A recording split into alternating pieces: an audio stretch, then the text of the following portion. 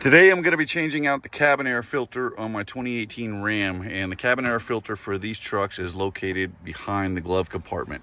Now to remove this, you have to take off your little soft close or soft open device here, which you just pull that forward and then it unclips. You can let that slide back.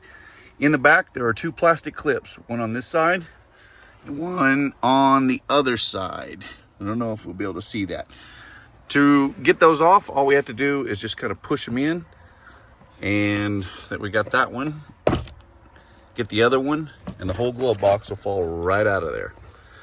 Now to get to the back where the filter is located up here. It has, let me see if I can get a little bit more light on that. Okay, now we got some light on it. So back there in the back, there is the cover for the cabin air filter. And on the side, it has two clips that you just push in, one this way, one the other way. So I'll go ahead and do that. Push that clip in and pull the cover back. And then the other side's a little troublesome to get to, but it's fairly easy. And then that will come off. That will expose your filter. And it's been a little while since I replaced this, so I'm scared to look and see how bad this filter actually is. Let's compare it to the new one. So there's the old filter, which has been in there for, oh my goodness, almost a year and a half now. And here's the brand new Wix replacement that's going into it. Now with these filters, they have some markings on them on the front that shows you the little arrow there on the left that shows you the direction of airflow. In the Ram 3500s, that's going to be facing down. So we want to make sure we get that filter in the proper orientation.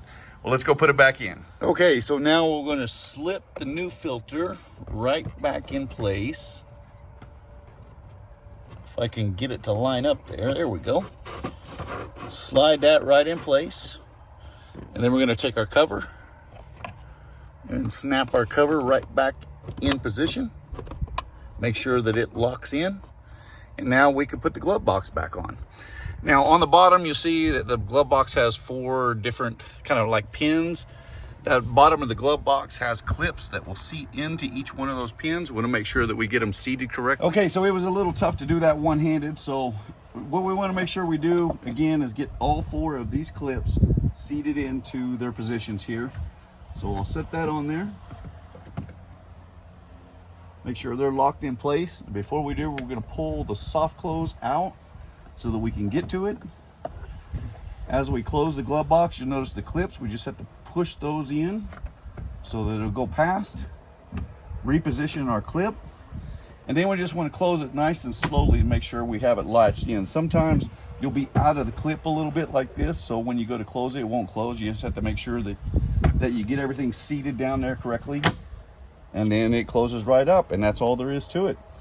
About a 60-second, maybe a 2-minute job that you don't have to pay the dealer for.